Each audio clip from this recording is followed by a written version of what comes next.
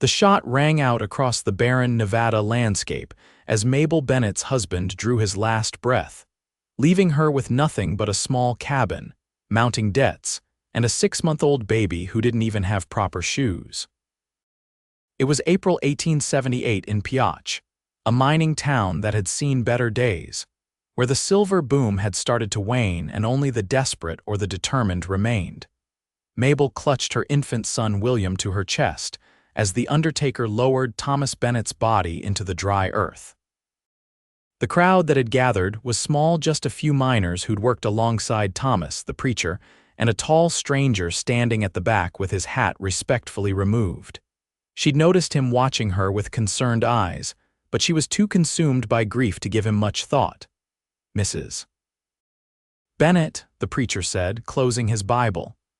"If there's anything the church can do, we'll manage," Mabel said firmly, adjusting the threadbare shawl around her shoulders. At 23, she was already a widow, her brown hair pulled back severely from her face, which had once been described as pretty before hardship had etched permanent lines around her mouth and eyes. As the small gathering dispersed, Mabel stood alone by the fresh grave, the Nevada wind whipping dust against her black dress. William began to fuss in her arms, his tiny feet kicking against the thin blanket she had wrapped him in. "Madam." The deep voice startled her, and she turned to find the tall stranger approaching. His face was weathered by sun and wind, but his blue eyes were kind beneath the brim of his hat. "I'm Brody Irons," he said. "I rode with your husband once, driving cattle up from Arizona Territory." "He was a good man."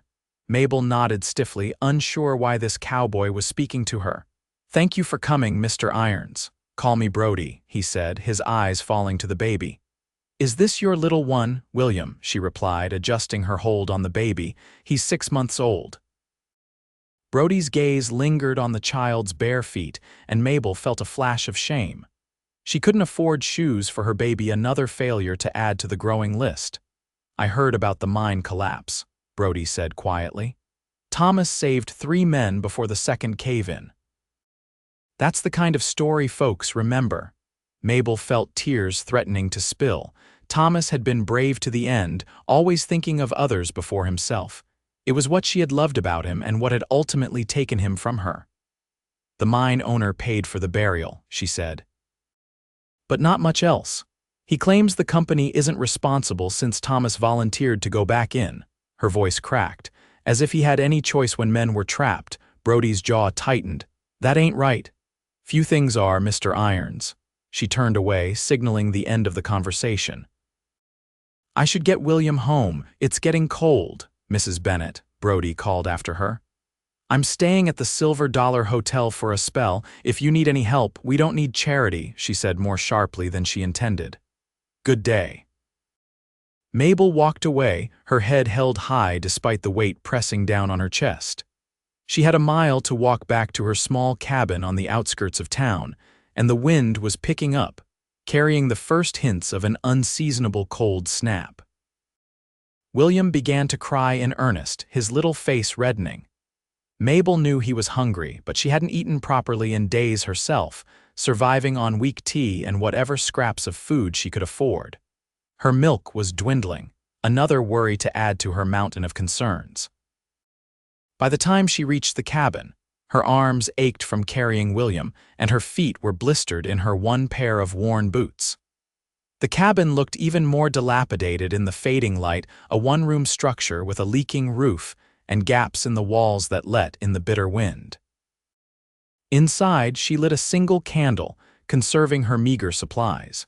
She placed William on the bed they shared and stoked the dying embers in the fireplace, adding the last pieces of kindling. There wasn't enough wood to last the night, and tomorrow she would have to venture out to collect more. William continued to cry as Mabel unbuttoned her dress to nurse him, wincing as he latched on. There was little comfort she could offer him beyond her embrace and what little milk her body could produce. As he suckled, she noticed his bare feet again, pink and vulnerable in the cold room. Thomas had planned to buy proper shoes for William on his next payday. Now there would be no payday and no shoes. Mabel felt helpless tears running down her face. "I'm sorry, my love," she whispered to her son. "Your mama will find a way." The next morning dawned clear and cold. Mabel had barely slept, her mind racing with worries and plans. She needed to find work, but in Piotr, options for a woman with a baby were limited. She had some skill with a needle, perhaps she could take in mending. With William wrapped in blankets and secured to her chest with a makeshift sling, Mabel walked into town. The main street was busy with miners heading to their shifts, merchants opening their shops, and the occasional horse-drawn wagon kicking up dust. She stopped at Thornton's General Store, a place she had avoided since Thomas's death, knowing she couldn't afford to buy anything. The bell jingled as she entered, and Mr. Thornton looked up from behind the counter. "Mrs. Bennett," he said, his face softening with sympathy. "I'm sorry about Thomas." "Thank you," she replied. "Mr. Thornton, I was wondering if you had any mending that needed doing. I'm quick with a needle." The storekeeper rubbed his chin thoughtfully. "Well, now, I might have a few things. The wife's been after me to fix some shirts." He hesitated. "But I can't pay much." "Anything would help," Mabel said, trying to keep the desperation from her voice. William squirmed against her chest, and she adjusted the sling. Mr. Thornton's eyes fell to the baby's feet, which had come uncovered from the blanket. "Little one needs some shoes," he remarked. "Yes," Mabel agreed, quickly covering William's feet again. "I'll be making him some soon." The bell jingled again, and Mabel turned to see Brody Irons entering the store. He nodded respectfully to her before approaching the counter. "Morning," he said. "I need some supplies. Heading out to the Jackson place to help with some cattle." Mr. Thornton's eyes lit up at the prospect of a paying customer.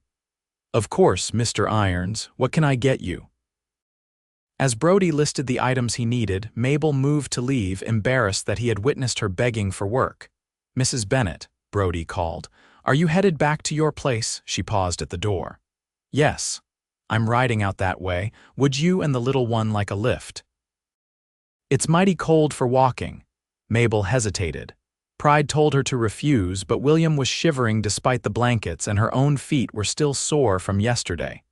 "That's kind of you," she said finally. "If it's not too much trouble." Brody smiled, the expression transforming his face. "No trouble at all." After he had paid for his supplies, Brody led Mabel to where his horse was hitched outside. It was a fine chestnut gelding, well-groomed and sturdy.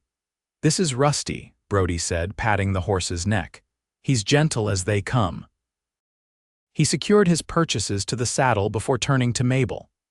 "May I?" he asked, gesturing toward her and William. Mabel nodded, and with surprising gentleness for a man of his size, Brody lifted her onto the horse, making sure William was secure in the sling. Then he mounted behind her, his arms coming around to take the reins, creating a protective circle. The closeness was improper, Mabel knew, but necessity overrode propriety. She hadn't been this close to a man since Thomas, and the warmth of Brody's chest against her back was both comforting and unsettling. "How long have you been in Piotr?" she asked as they rode out of town, trying to distract herself from their proximity. "About a week," Brody replied. "I was passing through on my way to California, but I ran into some fellows who needed an extra hand with their herd." "Are you a drover then?" among other things. "I've punched cattle across 5 territories, worked as a ranch hand, even tried my hand at mining once." "Didn't care for being underground, though." He paused.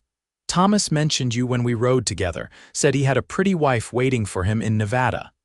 Mabel felt a pang at the mention of her husband. That was before William was born. "Thomas took the mining job so we could save for a proper house.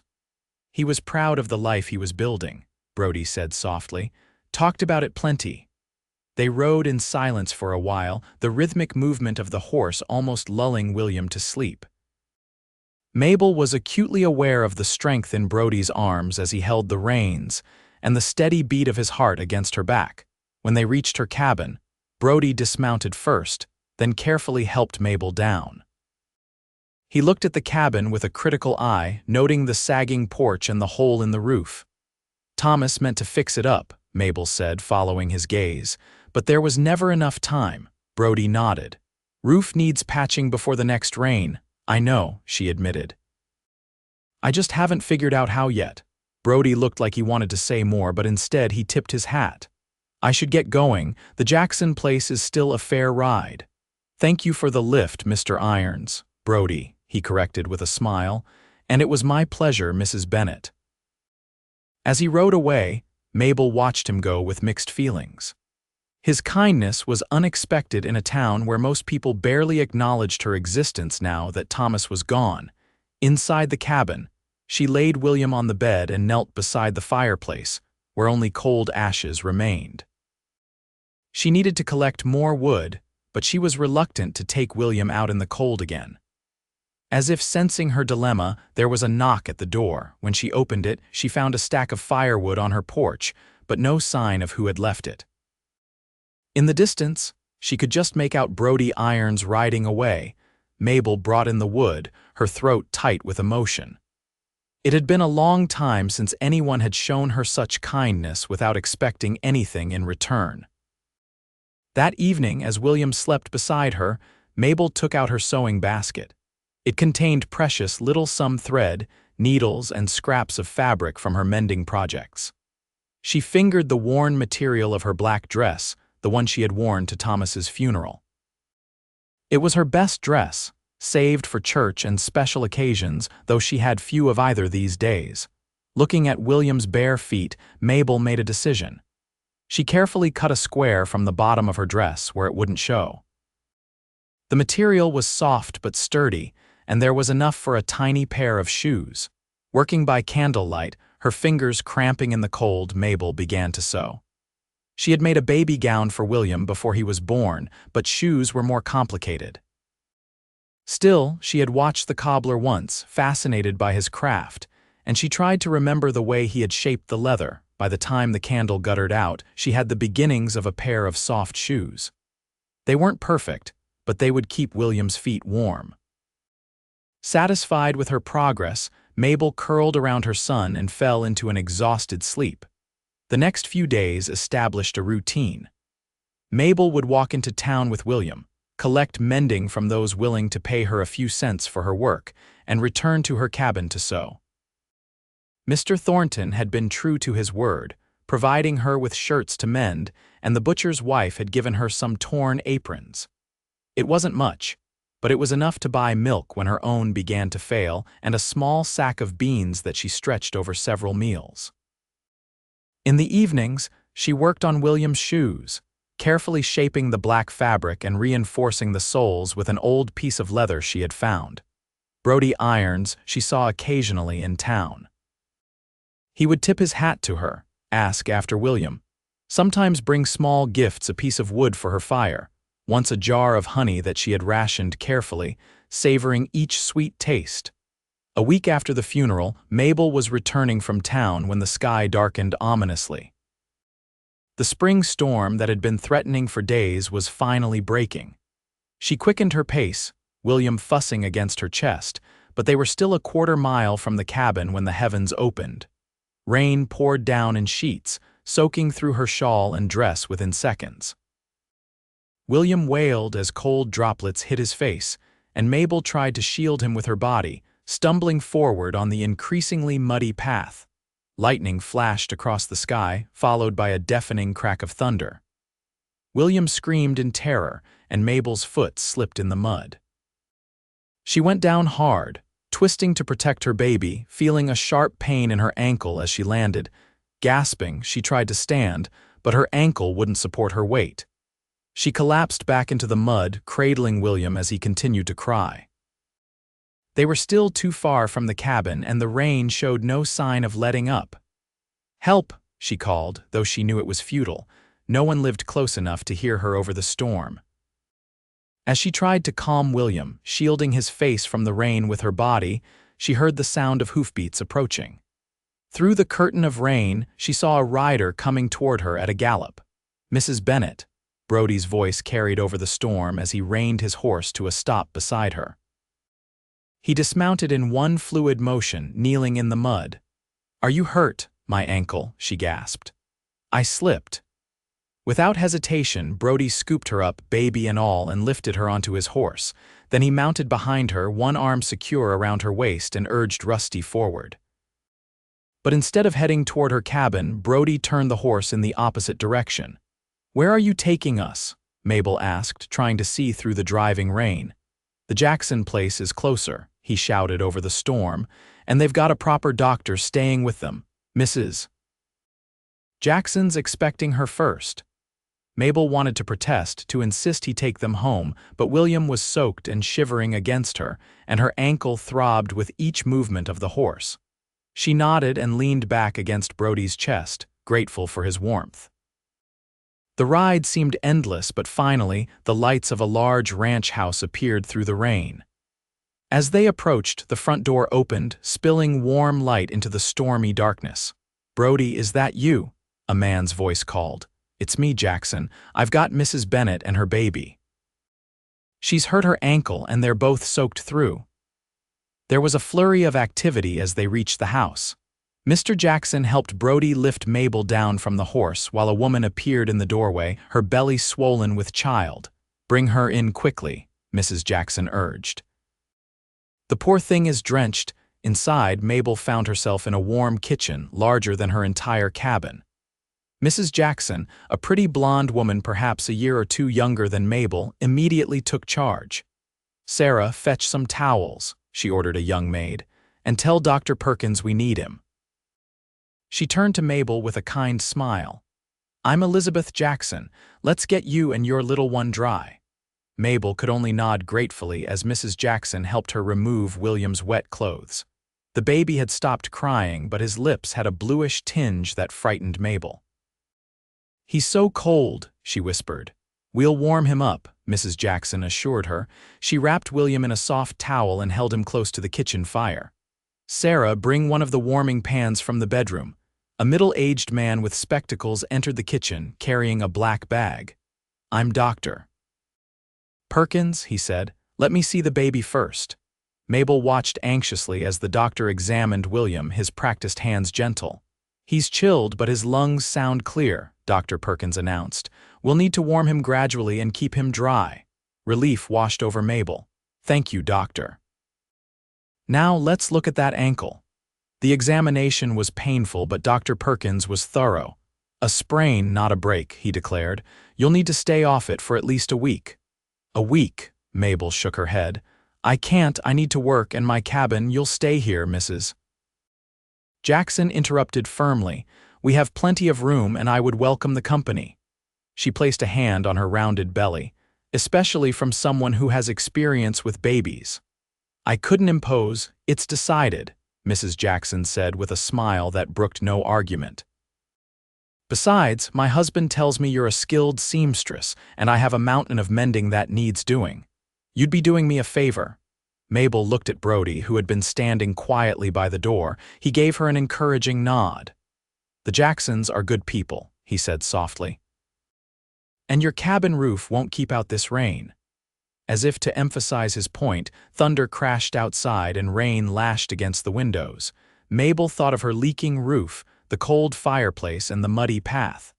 William was already looking better, his cheeks pink from the warmth. "Thank you," she said finally. "You're very kind," Mrs. Jackson beamed. "Excellent. Sarah will show you to the guest room once Dr. Perkins has finished with your ankle. Brody, you'll stay for dinner, of course." "Wouldn't miss it, Mrs. Jackson," Brody replied with a grin. Later, settled in a comfortable bed with William asleep beside her, Mabel tried to process the day's events. Her ankle was bandaged, and she wore a borrowed nightgown that was finer than anything she had ever owned. William was wrapped in soft flannel, his little body warm against hers. There was a gentle knock at the door, and Mrs. Jackson entered, carrying a tray. "I thought you might be hungry," she said, placing the tray on the bedside table. "It's just some soup and bread, but it's hot." The smell of chicken soup made Mabel's mouth water. "Thank you, Mrs. Jackson." "Please call me Elizabeth." She sat on the edge of the bed. "I wanted to thank you for agreeing to stay. The truth is, I'm terrified of becoming a mother." She glanced at William. "I've never even held a baby before." Mabel was surprised. "But you seem so confident." Elizabeth laughed. An act, I assure you. My husband and I moved here from Boston last year. He wanted to try ranching, and I wanted adventure. She sighed. Now I'm about to have a baby in the middle of nowhere with only a traveling doctor who happened to be passing through. Mabel felt a surge of sympathy. She remembered her own fears before William was born, and she at least had had neighbors who knew about childbirth.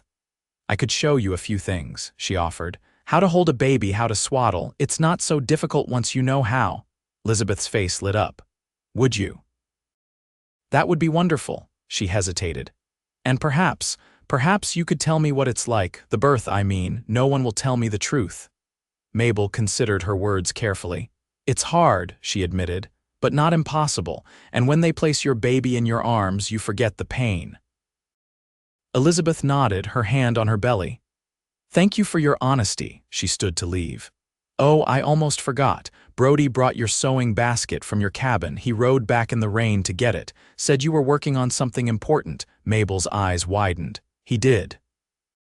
He's a good man, Elizabeth said with a knowing smile. He'll be staying here while you recover. Daniel, my husband, hired him to help with the spring calving. After Elizabeth left, Mabel ate the soup slowly, savoring each spoonful. It had been months since she'd had a meal this satisfying. She thought about Brody riding back to her cabin in the storm just to retrieve her sewing basket, knowing how important William's shoes were to her. The next morning, Mabel woke to sunlight streaming through curtains finer than anything she'd ever owned. For a moment she was disoriented until William stirred beside her, his little fists waving in the air. Good morning, my love, she whispered, kissing his forehead. He smiled at her, a toothless grin that never failed to melt her heart. There was a knock at the door, and Sarah, the maid, entered with a breakfast tray. Morning, Mrs. Bennett, she said cheerfully. Mrs. Jackson said to bring you breakfast in bed on account of your ankle. The tray held scrambled eggs, bacon, and fresh bread with butter, a feast by Mabel's standards. This is too much, she protested. Mrs. Jackson insists, Sarah replied, and Mr. Irons brought these for the little one. She placed a small bundle on the bed. Mabel unwrapped it to find a pair of soft leather moccasins, tiny enough for William's feet. Where did he get these? Made them himself, I reckon, Sarah said. He was up half the night working on something at the kitchen table. After breakfast, with Sarah's help, Mabel dressed in a borrowed gown that Elizabeth insisted she use. It was a simple day dress, but the fabric was fine cotton, a luxury compared to Mabel's worn garments. William she dressed in his own clothes, which had been washed and dried overnight, adding the moccasins Brody had made. They're a bit big, she murmured, adjusting them on William's feet, but they'll keep him warm. Sarah helped her down to the parlor, where Elizabeth was waiting. The ranch house was spacious and well-appointed, with furniture that must have come from back east and colorful rugs covering the wooden floors. You look much better this morning, Elizabeth said, rising to greet her. And the baby looks adorable in those little shoes. Mr. Irons made them, Mabel explained. It was very kind of him. Elizabeth's eyes twinkled. Yes, he mentioned he was concerned about the baby's feet. He's out with Daniel now, checking on a heifer that's calving, but he'll be back for dinner. The day passed pleasantly. True to her word, Elizabeth had a pile of mending that kept Mabel's hands busy, though the ranch owner's wife insisted on frequent breaks and ample refreshments. By mid-afternoon, Mabel had shown Elizabeth how to hold a baby properly, how to change a diaper, and how to tell the difference between a hungry cry and a tired one. You're a natural teacher, Elizabeth remarked as she successfully swaddled William in a blanket. Have you considered becoming a midwife? Dr. Perkins mentioned there's no one in the area with those skills. Mabel blinked in surprise. I've never thought about it. I only know what my mother taught me and what I learned when William was born. That's more than most around here. Think about it, Elizabeth urged. A skilled midwife can earn a good living, especially in these parts. The idea took root in Mabel's mind as she continued her mending. It was true that Piotch had no midwife, and the nearest doctor was in a town 30 miles away. Dr.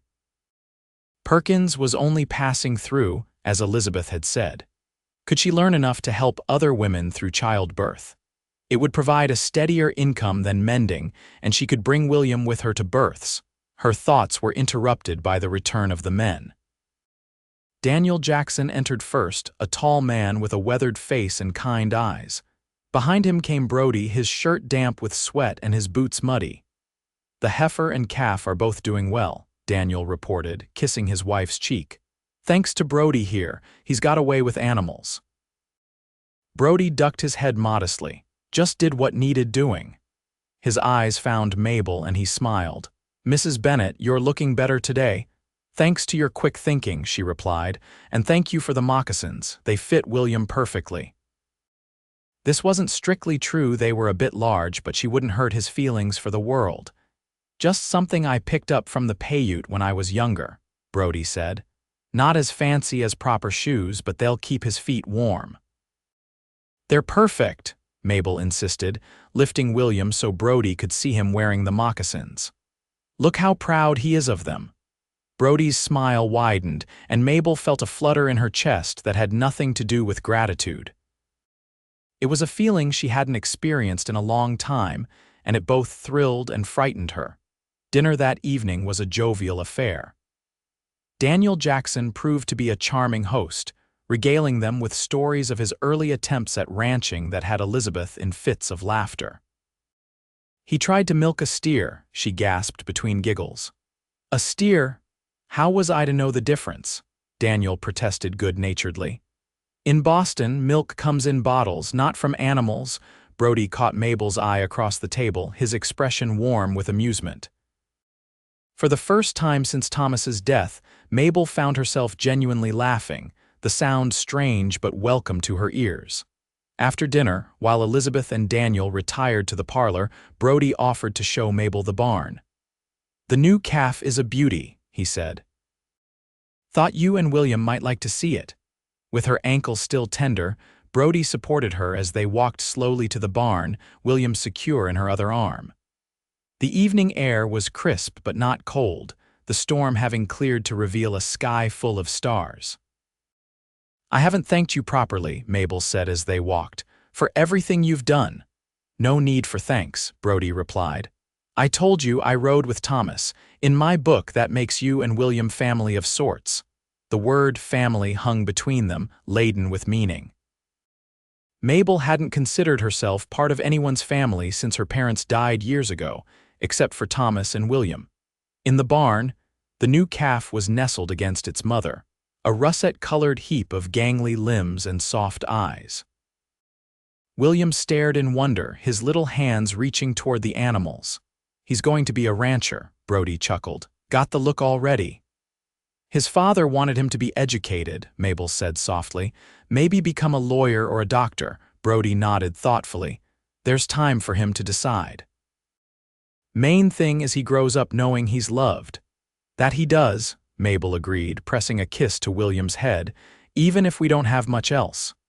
They stood in comfortable silence, watching the mother cow nuzzle her calf. The scene was peaceful, primal, a reminder of life's constants amid its changes. "Mrs. Bennett," Brody began, then stopped. "Mabel, I was wondering if you'd allow me to fix your cabin roof before you go back." The offer surprised her. "That's very kind, but I couldn't accept such charity." "Not charity," he said quickly. "I'd consider it an exchange. You could mend my shirts, Lord knows they need it, and maybe cook a meal or two." He grinned. "I'm a terrible cook." Mabel considered the offer. It was framed as an exchange of services, preserving her pride, but she knew it was far more generous than that. Still, the thought of returning to a cabin with a leaking roof was disheartening, especially with William to consider. "That seems fair," she said finally. "Though I think you're getting the raw end of the deal." Brody's smile was genuine. "I don't think so, madam. Not at all." The next week at the Jackson Ranch passed in a blur of activity. Mabel's ankle improved steadily, and she spent her days mending clothes, helping Elizabeth prepare for her baby and caring for William. In the evenings, Brody would join them for dinner, sometimes bringing small gifts, wildflowers he'd picked, a carved wooden toy for William, Once a rabbit he'd caught that became the next day's stew. Mabel found herself looking forward to these moments, to Brody's deep laugh and the way his eyes crinkled when he smiled. It bothered her conscience sometimes, this growing attraction. Thomas had been dead barely a month. Was it disloyal to feel this way? On her final night at the ranch after William was asleep, Mabel sat on the porch with Elizabeth, watching the sunset paint the Nevada sky in shades of orange and pink. "I've been thinking about what you said," Mabel began, "about becoming a midwife." Elizabeth turned to her with interest. "And I'd like to learn more.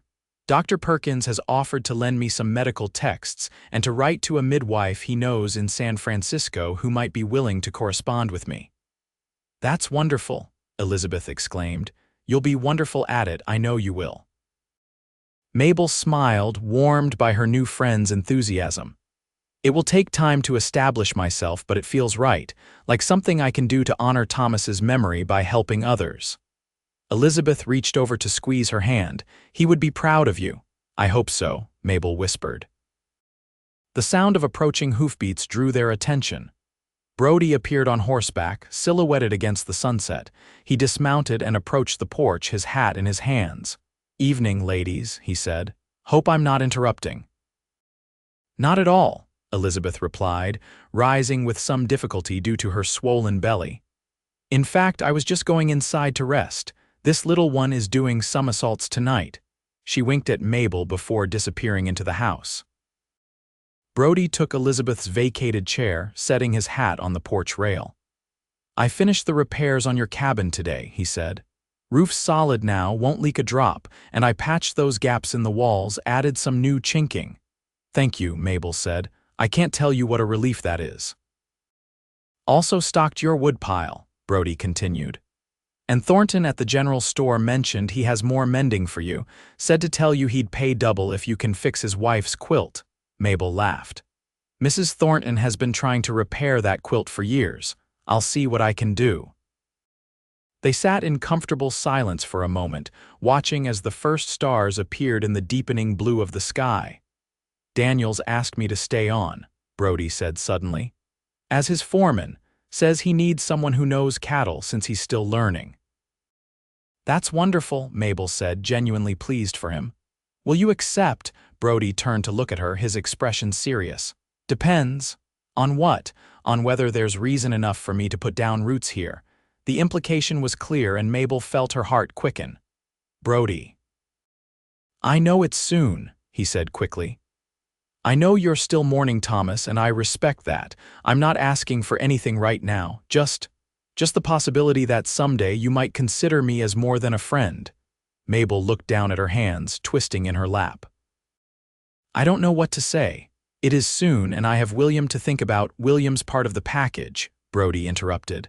"A part I'd welcome. I lost my own father when I was young, know what it's like to grow up without one." The sincerity in his voice touched something deep within Mabel. She thought of how gentle he was with William, how the baby's face lit up when Brody entered a room.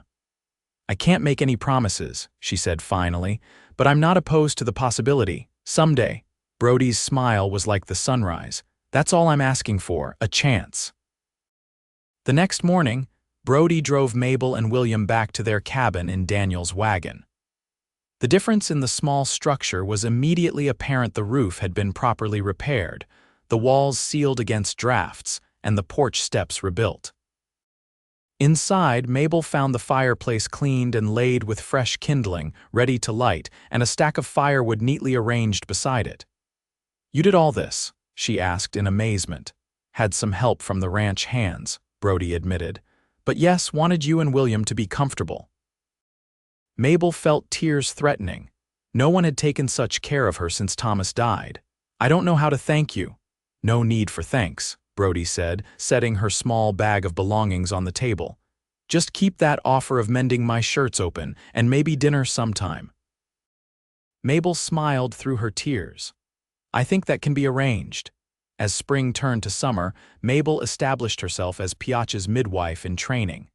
Dr. Perkins, before he moved on, had spread the word of her skills, and women began to seek her out for advice on pregnancy and childbirth. Her first delivery as the primary attendant was a nerve-wracking but ultimately successful experience that earned her the respect of the mining community. Between births and prenatal visits, she took in mending, saving every penny toward the day when she might afford a proper house in town. William thrived, growing stronger each day, and she continued to work on his shoes, making new pairs as his feet grew. Brody was a constant presence in their lives. Though he lived at the Jackson Ranch, he visited several times a week, often bringing supplies or helping with repairs around the cabin. On Sundays, he would escort Mabel and William to church, a gesture that did not go unnoticed by the town gossips. Mrs. Bennett seems to be moving on rather quickly, Mabel overheard Mrs. Thornton whispering to another woman after a service in July. Thomas barely cold in his grave. The word stung, though Mabel tried not to show it. That evening, as Brody sat on her porch, she broached the subject. "People are talking," she said, "about us." Brody's expression hardened. "Let them talk. They've got nothing better to do. It's not just idle gossip. They think I'm disrespecting Thomas's memory." Mabel's voice caught. "Sometimes I wonder if they're right." "Mabel, look at me." Brody's tone was gentle but firm. "Thomas would want you and William to be happy, to be cared for. What kind of man would want his wife and child to live in lonely misery just to satisfy some notion of proper mourning?" Mabel knew he was right, but the guilt lingered. "It's just hard. I loved him so much." "I know you did," Brody said softly, "and nothing will change that, but your heart's big enough for more than one love in a lifetime." His words resonated with her, and over the next few weeks, Mabel found herself gradually letting go of the guilt.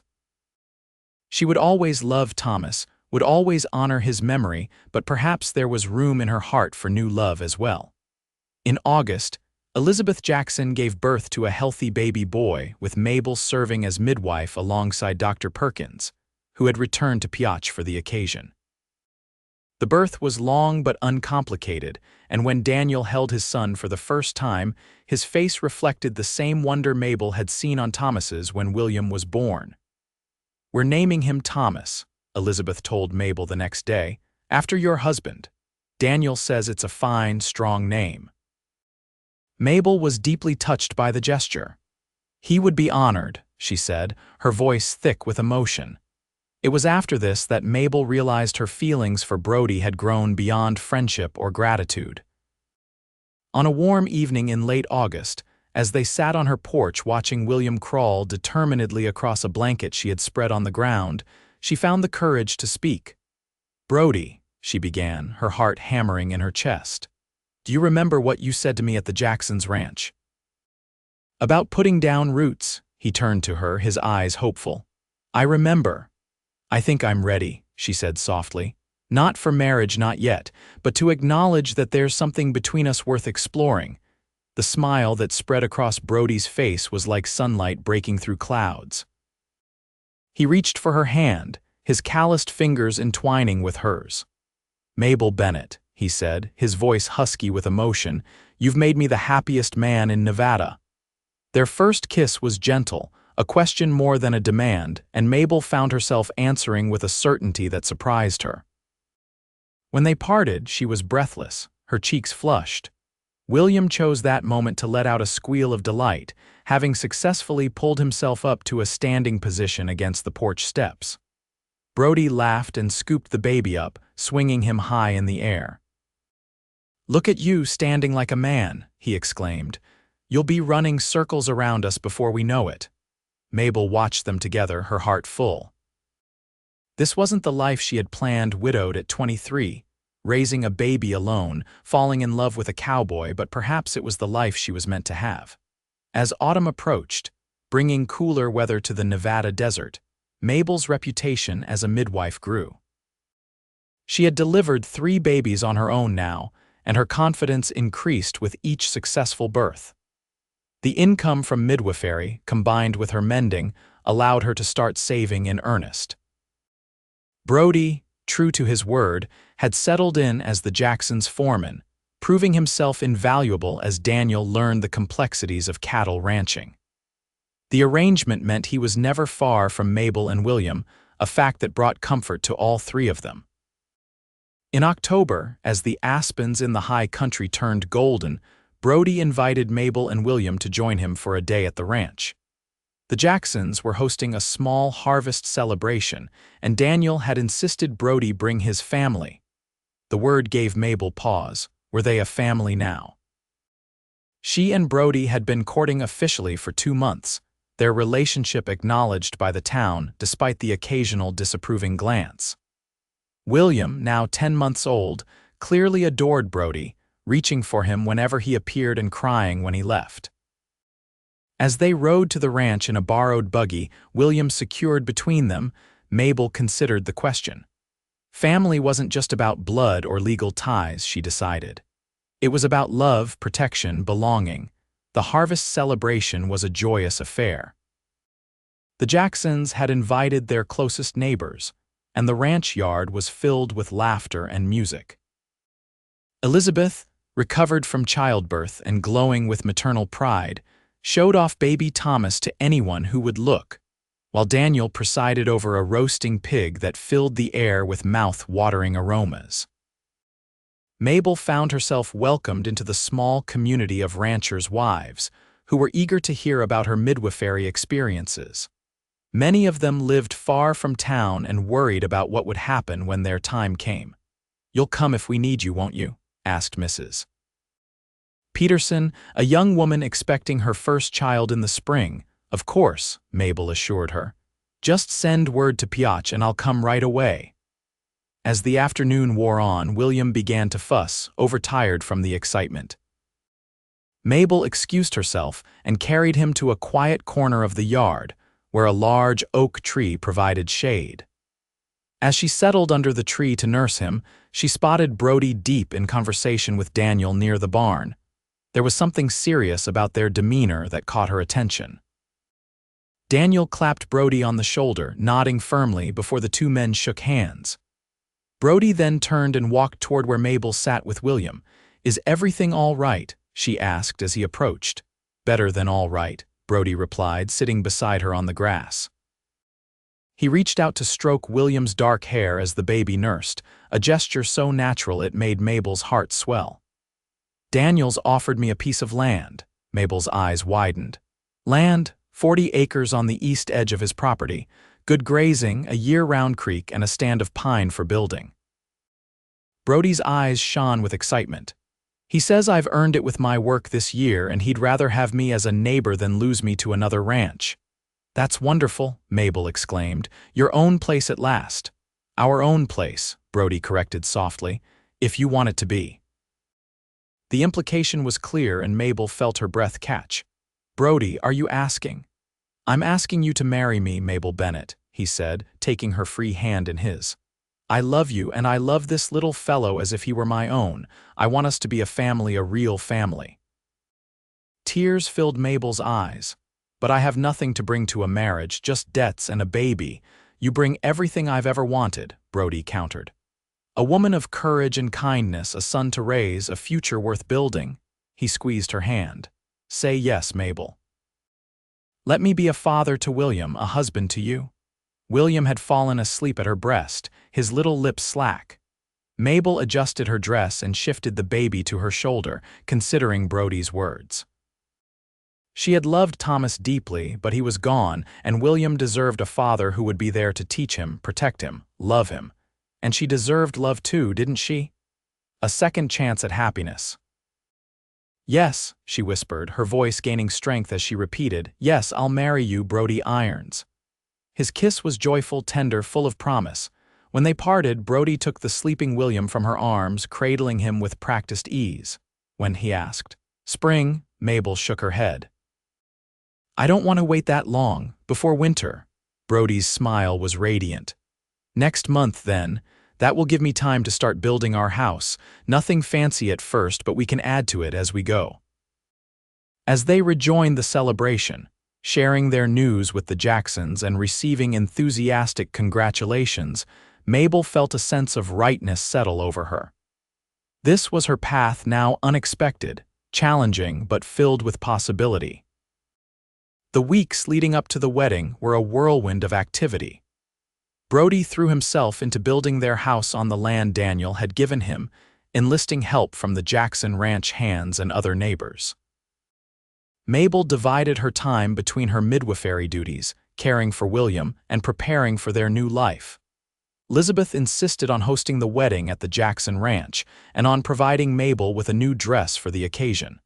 "Something that isn't black," she declared firmly. "It's a new beginning and you should look the part."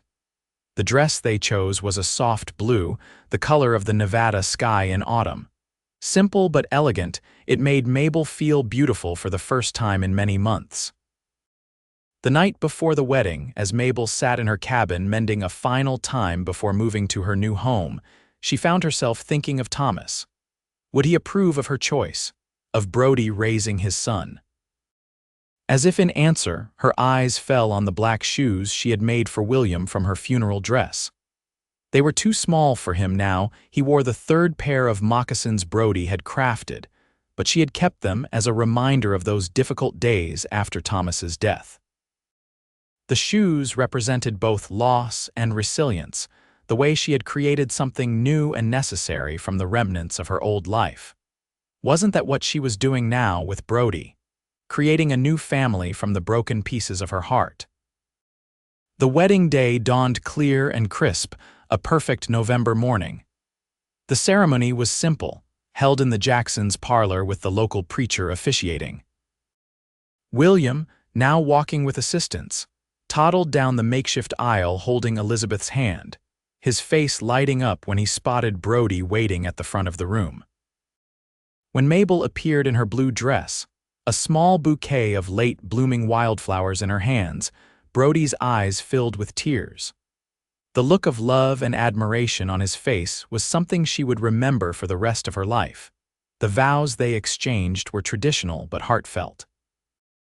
When the preacher pronounced them husband and wife, Brody's kiss was a promise of protection, of partnership, of a future built together. The celebration afterward was joyous, with food and music and dancing that lasted until sunset.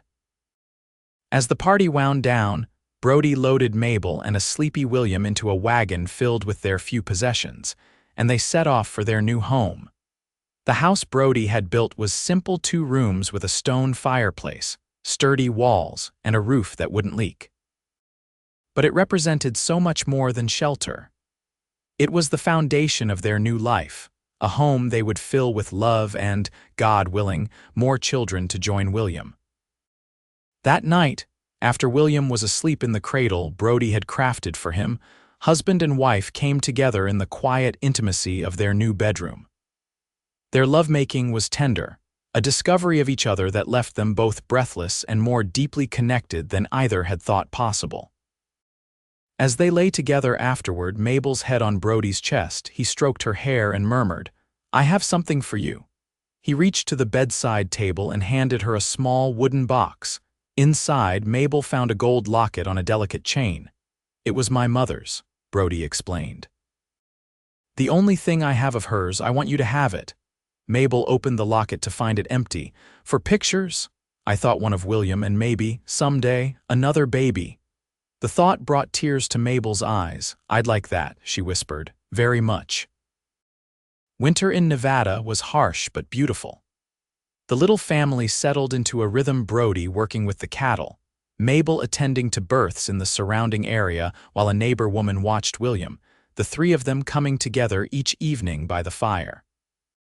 In January, during a particularly fierce snowstorm, Mabel made a discovery that filled her with equal parts joy and trepidation. She was expecting a baby. "Are you happy?" she asked Brody after sharing the news, searching his face for any sign of hesitation. His answer was to lift her off her feet and spin her around the room, his laughter mingling with hers. "A baby!" he exclaimed, setting her gently back on the floor. "Our baby." William, now walking confidently and beginning to form words, clapped his hands in delight, though he couldn't possibly understand the cause for celebration. As spring approached and Mabel's belly began to swell, she found herself reflecting on the journey that had brought her to this point. A year ago, she had been a grieving widow with a baby who had no shoes. Now she was a respected midwife, a wife again, and an expectant mother. The path had been marked by loss and hardship, but also by unexpected blessings: Elizabeth's friendship, the community's support, and most of all, Brody's love. She thought of the tiny black shoes she had sewn from her funeral dress, now preserved in a special box as a reminder of how far they had come. One evening in early April, as they sat on the porch of their expanding house, Brody had added a kitchen and was planning a second bedroom. William played at their feet with wooden animals Brody had carved for him. "I've been thinking," Brody said, his hand resting on Mabel's rounded belly. "If it's a girl, what do you think of naming her Rose, after my grandmother?" "Rose Irons," Mabel tested the name. "It's beautiful." "And if it's a boy," Mabel hesitated only briefly. "Thomas Brody Irons." Brody's eyes met hers, understanding and love reflected in their depths. "Perfect," he said softly. The baby, as it turned out, was a boy, Thomas Brody Irons, born on a warm June morning with his father pacing anxiously outside while Elizabeth Jackson attended Mabel through the birth. He had Brody's blue eyes and a full head of dark hair like his mother's. When Brody first held his son, his face reflected the same wonder Mabel had seen when Thomas Bennett held William. It was a moment of perfect continuity, a reminder that love transcended death, that family could be both what we're born into and what we create. William, now almost 18 months old, approached the baby cautiously, his expression curious. "Baby," he said clearly, pointing at his brother. "That's right," Mabel encouraged. "Your baby brother, Thomas." As the years passed, the Irons family thrived. Their ranch grew, as did their family. Rose joined them 2 years after Thomas, followed by another son they named Daniel after their friend and benefactor. William grew into a thoughtful, intelligent boy who excelled at school and showed a natural aptitude for medicine, much to Mabel's pride. Mabel continued her work as a midwife, eventually training other women in the expanding community. Brody's ranch became known for its quality cattle and fair dealings, and he was elected to the town council, where he advocated for improved schools and a permanent doctor for Piotr. On William's 18th birthday, as the family gathered to celebrate, Mabel presented him with a special gift: the tiny black shoes she had made from her dress all those years ago. "These were your first real shoes," she told him, her voice thick with emotion. "I made them when we had nothing else." William, now a tall young man with his father's features but Brody's kind eyes, examined the shoes carefully. "They're beautifully made," he said. "Even then, you had healing hands." Brody, silver now threading his dark hair, put his arm around Mabel's waist. "Your mother saved us both," he said to William. "Me with her love and you with those shoes." Later that night, after the younger children were in bed and William had gone to spend time with friends in town, Mabel and Brody sat on the porch of their now substantial home, watching the stars emerge over the Nevada desert. "Do you ever regret it?" Brody asked suddenly. "Marrying me so soon after Thomas died?" Mabel turned to him in surprise. After 20 years of marriage, this was the first time he had asked such a question. "Never," she said firmly. "Not for a single moment, even with the gossip at the beginning, the hard years when the ranch was struggling." She took his hand, the same hand that had crafted moccasins for her baby, built their home, and held her through joy and sorrow for 2 decades. "Especially then," she replied. "Those times showed me what we could weather together." Brody raised her hand to his lips. "I thank God every day for bringing you and William into my life. And I thank him for sending you to Thomas's funeral," Mabel said softly, "for giving us a second chance at happiness." As they sat together in the gathering darkness, Mabel thought of the journey that had brought them here, from a grieving widow and a rootless cowboy to the family they had become. It hadn't been easy, but it had been right. The baby with no shoes had grown into a man with ambitions to become a doctor. The widow who had sewn those shoes from scraps of her old dress was now the matriarch of a thriving family and a respected healer in her community. And the cowboy who had noticed those bare feet had found the home he'd been searching for his entire life. Together, they had created something precious from the fragments of their broken dreams, a love story that would be told in their family for generations to come.